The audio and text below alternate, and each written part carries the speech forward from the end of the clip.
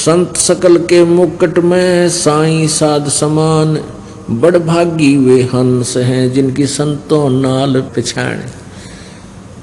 संत सकल के मुकुट हैं साईं साधु जान, और बड़ भागी वो हंस हैं जिनकी संतों नाल पहचान। ओह, क्या बताते हैं कि संत सकल के मुकुट हैं, शिरोधार्य हैं वो संत, मुकुट सिर पर रखा जाता है, कहते हैं यूं रखने जोगे हैं वो संत। और साईं साध समान, ऐसे संत, ऐसा भक्त, ऐसा संत गुरु तो परमात्मा के तुल्य होता है। साईं साध समान, वो साधु तो साईं यानी भगवान के तुल्य होता है। और बड़ भागी वो हंस हैं, भक्त हैं, जिनकी ऐसे संतान नाल पहचान, जिनकी ऐसे संत के साथ जान पहचान अर्थात तो वहां उसका संपर्क हो चुका है। संत शिरोमणि बसत हैं चरण कमल भगवान, गरीबदास सतगुरु बिना हंस न पावे जान। गरीबदास जी कह रहे हैं कि सच्चे गुरु के बिना संत शिरोमणि बसत हैं और चरण कमल भगवान। वो संत शिरोमणि संत तो परम संत होते हैं, वो प्रभु के चरणों में रहते हैं। और जो समर्थ के चरणों में यानी रहता है उसका नौकर है, तो फिर वो उसका तो कल्याण होना ही होना है। और गरीबदास जी कह रहे हैं सतगुरु बिना हंस ना पावे जान, यानी वो सतलोक नहीं जा सकता। अब जैसे कोई अनाड़ी है, यहाँ छोटी मोटी गलती कर देते हैं, दास उनको धमका देता है भैया, क्योंकि दास एक टीचर है और टीचर का कर्तव्य बनता है, चाहे वो राष्ट्रपति का बालक हो, वो वहाँ विद्यार्थी है और उसको वो गलती करता है और टीचर उसको ये सोचकर छोड़ देता है कि तो बड़ा महत्वपूर्ण व्यक्ति का पुत्र है, तो वो उसका शत्रु है।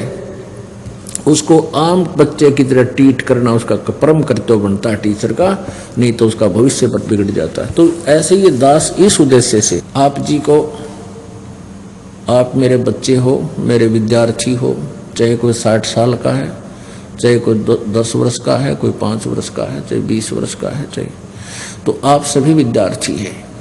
और आपकी यहाँ आयु उसी दिन से प्रारंभ होती है जिस दिन से आपने नाम लिया है। एक लड़की भक्तों की लड़की थी और वो अभक्तों में ब्याही गई। कुछ दिनों के बाद उनके गुरुजी उस लड़की के वहां चले गए, पता कर लिया मैं उधर जा रहा हूँ, लड़की कहाँ ब्याही है, तो वहाँ चले गए। लड़की से पूछा, उसकी सास घर पर थी, ससुर नहीं था। उस लड़की से पूछा कि संत ने कि तेरा ससुरा जीव है कि मर गया? अगजी वो तो मरा हुआ है। तेरी सास कितने दिन की है? कि वह तो जी अभी 6 महीने की है। वह सास सुने बैठी बैठी, अगर देख किसी ने कमी झूठ बोलने लाग रही अपने गुरुजी के सामने। तो जब तक वो चला गया तो सास ने क्या किया, अपने पति को यानी उस लड़की के ससुर को भर दिए कान उसके कि यह बहू के आगे हमारा तो हमारी बेइज्जती करवा है। इनकी कोई जान पहचान का आ रहा था, उस तेनो बोली, उसने पूछा तेरा ससुरा जीव है या मर गया? अगला बोले वो तो मरा हुआ है, मर रहा है यानी मर चुका है। वो जीता को ना, जीवित को ना। और सासू जीवित है पर 6 महीने की है। मन ने देख 60 साल की औरत ने तो या 6 महीने की बतावा है, इसके उल्टी खोपड़ी इसकी। तो घर में कड़ा शुरू होगी 1919-21 के। वो संत फिर आ गया, कुछ दिन के बाद वापस आता हुआ रुक गया वहां घर पे। तो उसके ससुर ने पूछा कि महाराज जी यह लड़की आपको क्या बता रही थी? कि मेरे के बारे में तो कह रही थी मैं मर गया, मैं देख जीव हूं। और मेरी पत्नी को यानी अपनी सास को बता रही थी या 6 महीने की। यह झूठी बहुत से। और कहीं आप घर जा करके कुछ 19-21 कह दो, हमारी लड़ाई ना हो जाए आपस में रिश्तेदारियों की। अब नरी झूठ बोला सारा दिन। देख आपके सामने झूठ बोला, मैं जीऊँ या 60 साल की, इसको तो 6 महीने की बताओ है, और मुझे बताओ मेरा हुआ। वो सारे इकट्ठे हो गए, लड़की भी बुला ली, उसकी सास भी बुला ली संत ने।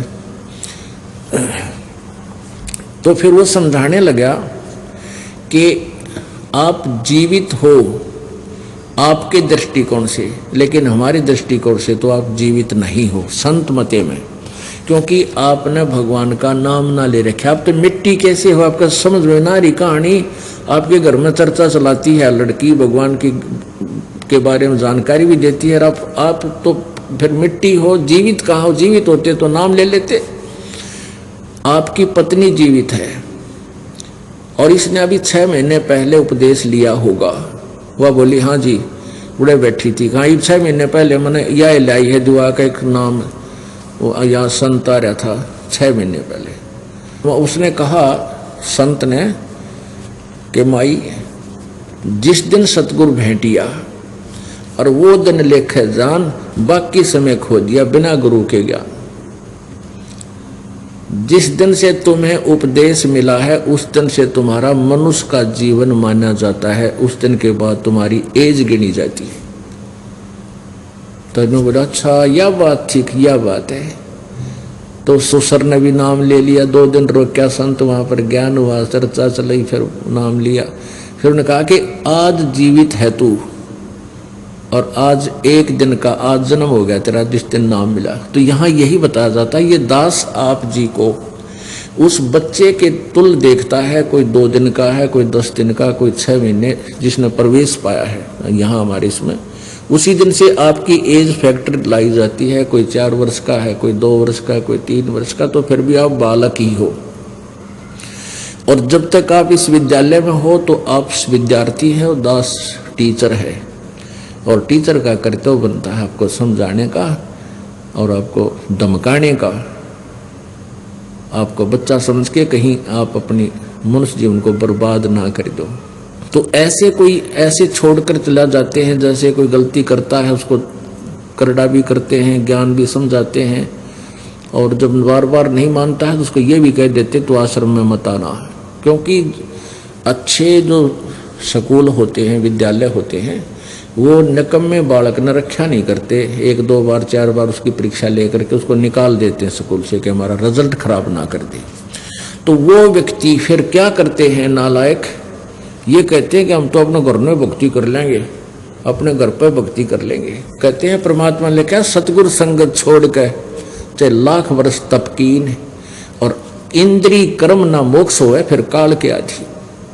सतगुरु की शरण छोड़ के, सतगुरु संगत छोड़ के चाहे लाख वर्ष तक वो साधना करते रहिए, वही बताई हुई, आप पार नहीं हो सकते। इंद्री कर्म ना मोक्ष होए, वो पाप नष्ट नहीं होंगे, ना आपके विकार जा सकते और ना ही परमात्मा प्राप्ति हो सकती फिर काल के अधीन।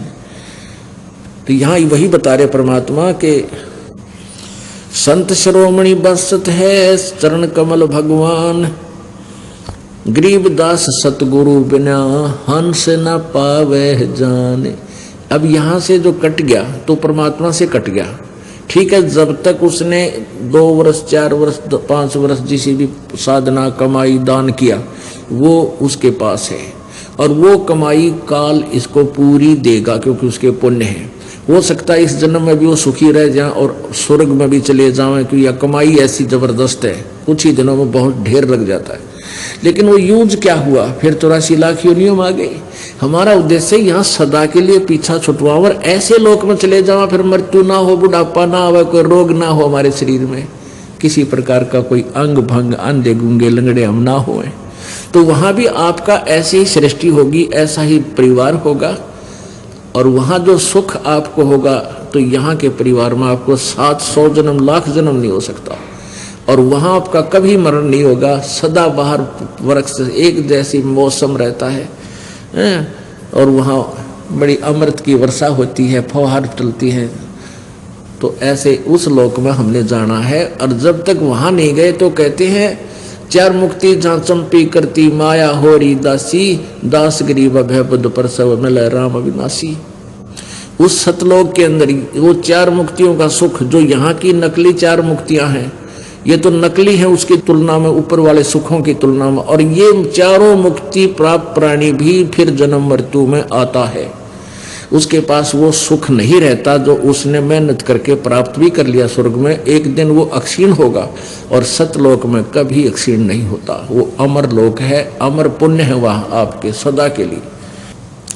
अब संत साधु भक्त किसे होया करें? निर्मल अंग निराश मन दूरी से दीखंत, साक्षी भूत पिछाने ले परख नवेला कंत। कुंदन जे हे ताव दे मुझे नहीं मुचकाई, सो तो साक्षी भूत है अनगिन ताव सहाई।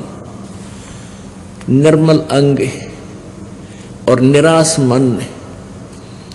अपने आत्माओं, आप कहीं जाते हो, किसी के पास जाते हो तो ऊपर ते मीठे बोलेंगे और बिल्कुल चंट मंट पावेंगे, नो खूब बढ़िया ड्रेस पहने, अंदर में कपट होगा, हृदय से सच्ची बात आपसे नहीं करेंगे।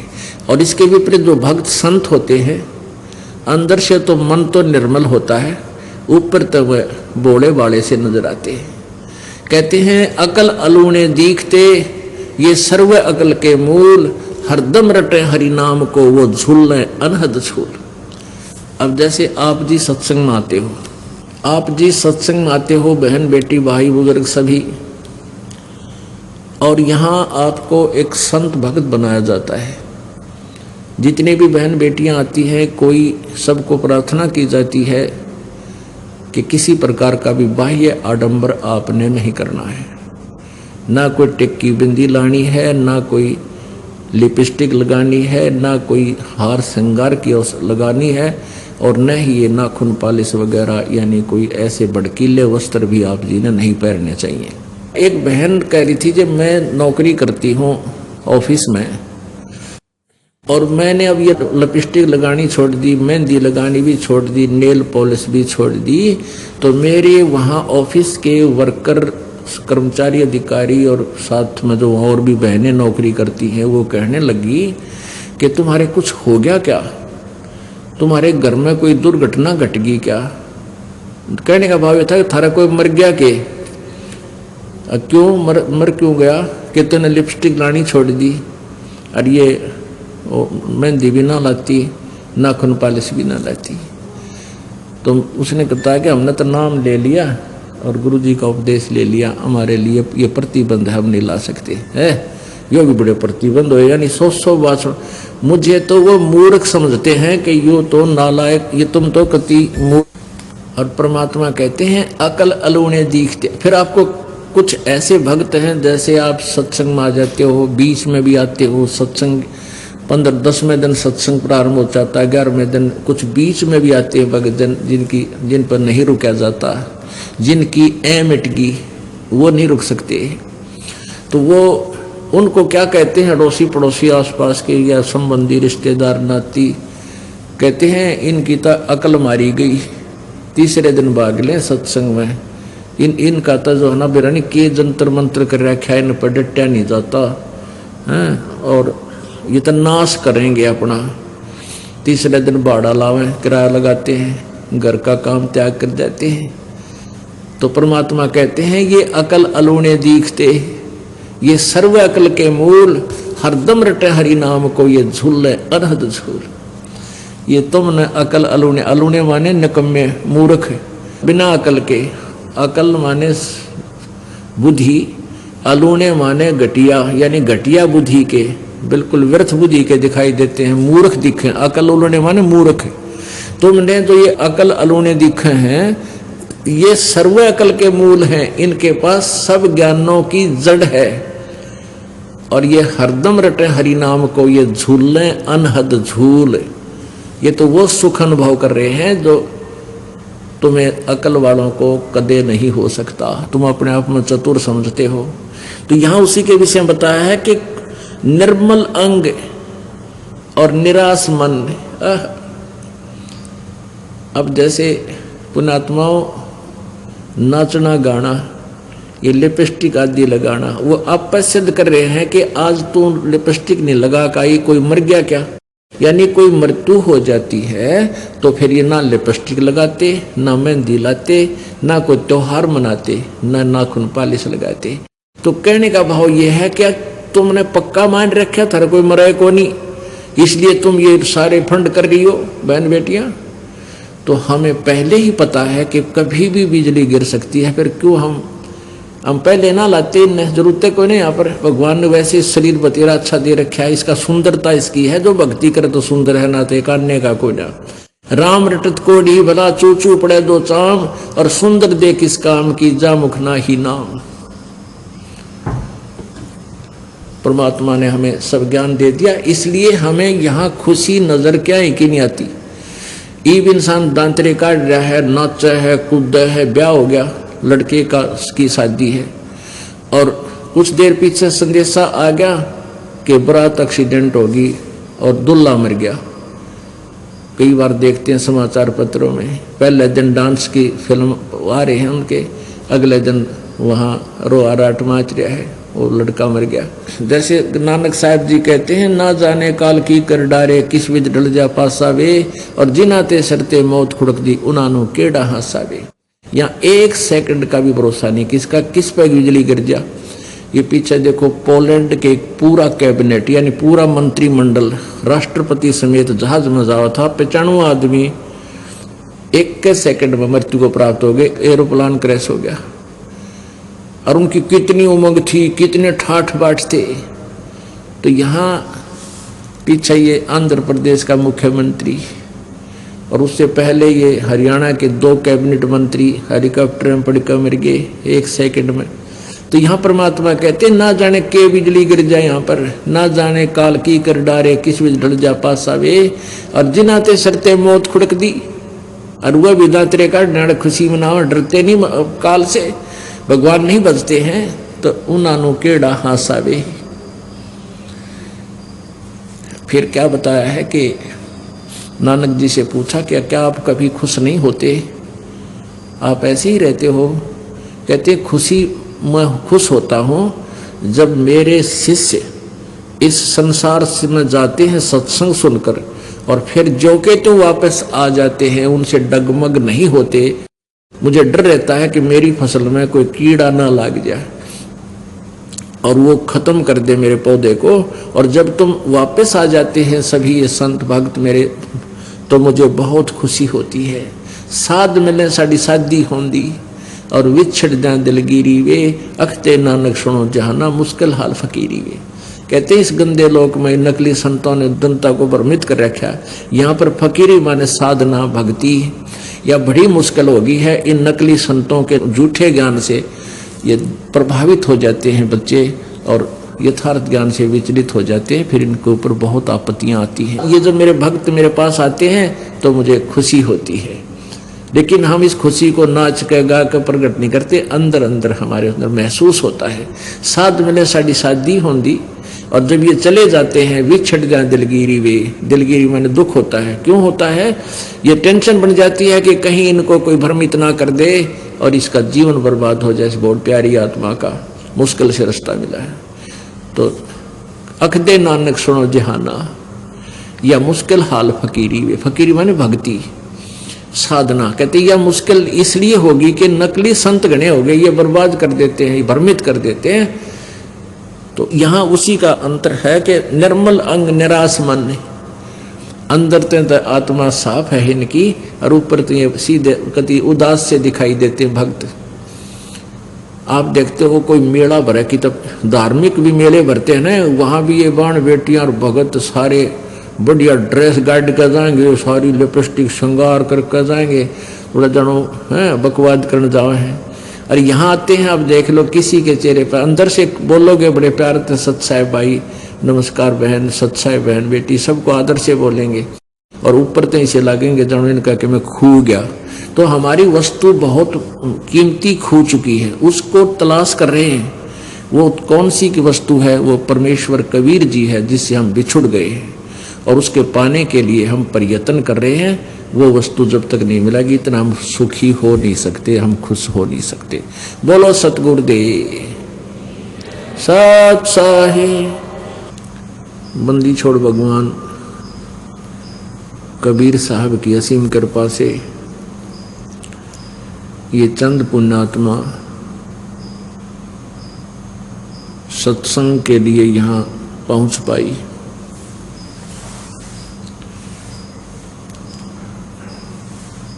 परमात्मा की असीम कृपा से ऐसे शुभ समागम हुआ करते हैं और जो अति पुण्यात्माएं हैं वे ही सत्संग में पहुंच पाती हैं।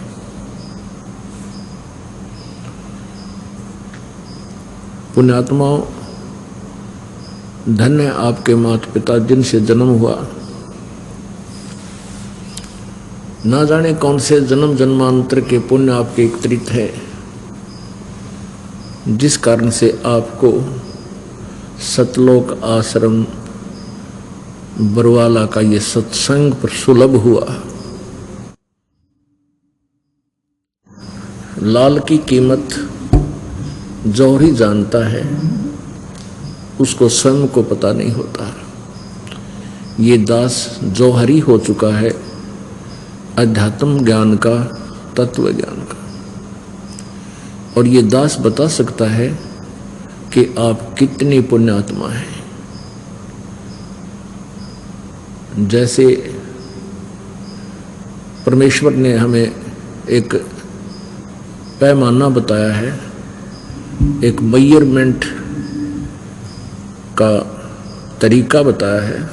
लख बर सूरा जूझ ही लख बर सावत दे, और लख बर यति जहान में तब की सतगुरु शरणा ले। लख बर सूरा जूझ ही, सूरवीर व्यक्ति एक बहुत ही पुण्यकर्मी प्राणी होता है। उसके अंदर एक विशेष गुण होता है कि वो कभी अत्याचार न करता है न सहन करता है। ना तो वो करता है न ही वो सहन कर सकता है, उसकी जान जा सकती है। और वो अपने उद्देश्य को पूरा करने के लिए वो शीश दे सकता है, पीछे नहीं हटता। उसके अंदर कोई भी दुराचार अवगुण नहीं होता है। ऐसे पुण्यात्मा भी आप लाखों बार रहे हो,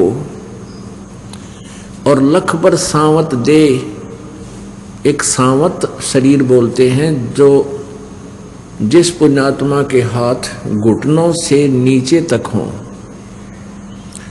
एक हाथ हो वो भी पुण्यात्मा है, जिसके दोनों हाथ घुटनों से नीचे हों वो अति पुण्यात्मा होता है। तो ऐसे भी आप लाखों बार रहे होगे, और लख पर यति जहान में, हनुमान जैसे यति कहते ऐसे भी तुम लाखों बार रहे होगे।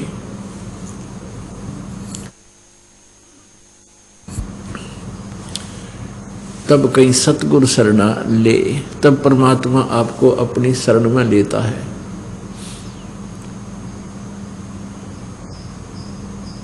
बताओ, आज जो आपको शरण मिली है, आप किसी ना किसी जन्मों में इतनी पुण्यात्मा भी रहे हो। अब उनसे भी इतना कुछ पुण्यात्मा ऐसे विशेष चर्चा के विषय भी बने रहे, जैसे हनुमान जी जैसे जति, और भी बहुत से ऐसे महापुरुष हैं जिनके विषय में बहुत सी कथाएं चली हैं कि वो ऐसे महान थे, ऐसे महान थे, लेकिन मोक्ष ना होया, मुक्ति उनकी हुई को नहीं, इसलिए वो भ्रम भटक रहे हैं।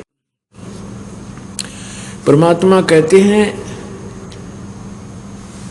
कि गोरख से ज्ञानी घड़े। कबीर परमात्मा जी के संपर्क में आने के उपरांत गोरखनाथ जी को ये ज्ञान परमात्मा का सुना हुआ उसने भी कंठस्थ कर लिया, और वो जगह जगह जाकर ज्ञान सुनाता था। कुछ उसके पास सिद्धि थी, जिस कारण से उसने कई करोड़ों व्यक्तियों को अपने पीछे अनुयायी भी बना लिया था। और गोरखनाथ जी बहुत प्रसिद्ध हो गए थे कि गोरख जैसा ज्ञान नहीं किसी के पास। क्योंकि परमात्मा कहते हैं बेखों के लश्कर फिरे ये बाणी चोर कठोर, और सतगुरु धाम ना पहुंचेंगे ये 84 के ढोर। सुखदेव जी जो ऋषि थे, एक बार उनके पास एक अप्सरा आई उसका सत डगाने के लिए, तो उसने भी उस अप्सरा को यानी सुंदर स्त्री को यही कह करके अपने से दूर कर दिया था, हे बेटी, हे बहन, हे माई, आप यहाँ किस लिए आई। तो कहने का भाव यह है कि इस पॉइंट से सुखदेव जी की महिमा बहुत घनी हो गई थी। भाई ये बहुत ही बड़ा इंद्रिय जीत व्यक्ति है। तो सतगुरु क्या बताते हैं, गोरख से ज्ञानी गणे और सुखदेव जति जहान, सीता सी बहु भारिया संत दूर अस्थान। गोरख से ज्ञानी गणे और सुखदेव जति जहान, और सीता सी बहु भारिया संत दूर स्थान। ओह, क्या बताते हैं कि गोरख जैसे ज्ञानी प्रसिद्ध बहुत पा जाएंगे, और सुखदेव जैसे जति भी बहुत मिल जाएंगे, और सीता जैसी अच्छी आत्मा पत्नी भी बहुत मिल जाएंगी, लेकिन संतों के घर बहुत दूर है, यानी भक्त के घर बहुत दूर है। पुण्यात्माओं, कितना गूढ़ रहस्य है सूक्ष्म वेद के अंदर परमात्मा की अमर वाणी में। तो आप संत भक्त हो, आप वो पुण्यात्मा हो, आपकी तुलना में न तो सीता और न सुखदेव और न ही गोरख, क्योंकि आप अभी बालक हो, तत्व ज्ञान से परिचित नहीं हो, आपका भी जन्म हुआ है। जन्म होने का तात्पर्य कि जिस दिन सतगुरु भेंटिया वो दिन लेखे जान, बाकी का समय व्यर्थ गया और बिन सतगुरु के नाम। जिस दिन से आपको ये नाम प्राप्त हुआ है उस दिन से आपका मानव शरीर जाना जाता है। आज किसी ने 1 महीना हो गया नाम लिए न, तो 1 महीने का बच्चा ही है, बेटी या बेटा। किसी ने 2 वर्ष हो गए हैं तो 2 ही वर्ष का बालक है। किसी ने 4 वर्ष हो गए हैं तो 4 ही वर्ष का बच्चा है, क्योंकि अभी तक हमारी बुद्धि इमैच्योर थी। अब हमारी बुद्धि, हमारा ज्ञान मैच्योर होता जा रहा है, और वो मैच्योर भी धीरे धीरे बढ़ रहा है। जैसे आप किसी ने एक वर्ष हुआ नाम लिए तो उसको उतना ही ज्ञान हुआ है, किसी ने 2 वर्ष हुए हैं तो उसकी उतनी ही बुद्धि विकसित हुई है। तो आप बच्चे हो इस मार्ग के। हमने इन सिद्ध पुरुषों की कथाएं सुनी थी, लेकिन ये भी मोक्ष नहीं प्राप्त कर सके। और परमात्मा के पाने के लिए एक विशेष कसक आपके अंदर होनी चाहिए, परमात्मा तभी मिलता है। कैसी कसक होनी चाहिए परमात्मा पाने के लिए, कितनी तड़फ बने। जब आपको ये ज्ञान हो जाएगा कि ये संसार में जो भी वस्तु है ये आपकी नहीं है, और इस ज्ञान से आपको ये भी विश्वास हो जाएगा, परमात्मा कहते हैं दृष्टि पड़े सो फना है, धर अंबर कैलाश, या कृत्रिम बाजी झूठ है, तुम सुरत समो श्वास। जो कुछ भी आपको दिखाई देता है ये सब नासवान है, 21 ब्रह्मांड भी नासवान है। दृष्टि पड़े सो फना है, धर अंबर कैलाश, धर माने धरती, आसमान, और ये कैलाश पर्वत जो शिव जी का धाम बताते हैं। और ये बनावटी बाजी, बनावटी सृष्टि है, ये नकली। अब तो आप पता लग गया है कि पृथ्वी कैसे है। पृथ्वी एक गेंद की तरह हवा में उड़ रही है, और ये स्वयं भी घूम रही है और ऐसे भी भाग रही है।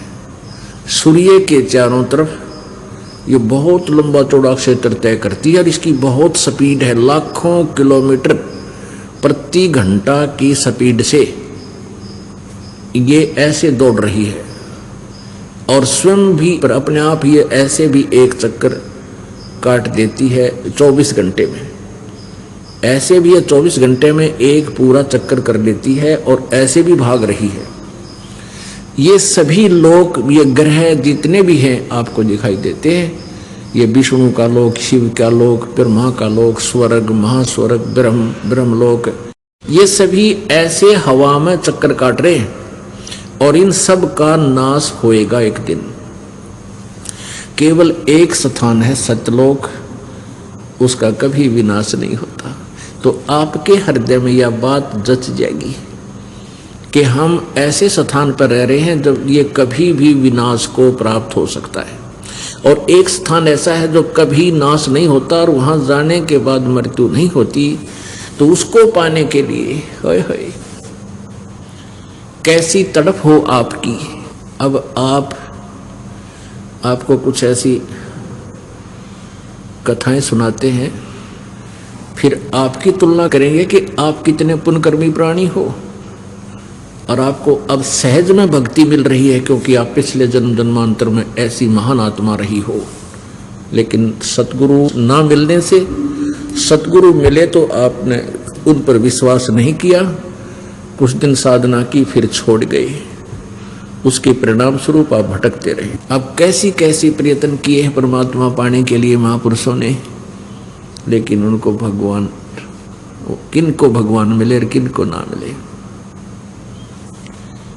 जैसे प्रसंग चल रहा था सुबह भी और कल दिन में भी और शाम को भी, कि आपके अंदर अभी आप बालक हो, बिल्कुल बच्चे हो भगवान के मार्ग के, और आप दास से ज्ञान भी सुनते हो क्योंकि आप हमारे बच्चे हो गए, आपका यहाँ जन्म हो गया। क्योंकि दो प्रकार की सृष्टि बताई जाती है, संत बताते हैं, सतगुरु कबीर जी बताते हैं। एक तो बिंद से यानी माता पिता के संयोग से पुत्र पुत्री होती है, एक तो वो सृष्टि, और दूसरे शब्द के पुत्र पुत्री होते हैं, शब्द वचन। तो आप जी जिस गुरु जी से उपदेश लेते हो, वचन के आप उनके पुत्र और पुत्री हो जाते हो। तो आप इस दास के बच्चे हो, आप इतने बालक हो कि ये सत्संग सुनते भी हो, और आपको कोई नकारा भी नहीं है कि गुरुजी जो कह रहे हैं संत जी गलत नहीं बोल सकते, सही कह रहे हैं। और आपके अंदर जो दास कहना चाहता है, जो समझाना चाहता है, उसको कैच करने की बुद्धि इतनी मैच्योर नहीं हुई है, और उसको मैच्योर बनाने के लिए, उसको उसका उत्थान करने के लिए ये रह रहकर आपको ज्ञान सुनाया जाता है। जैसे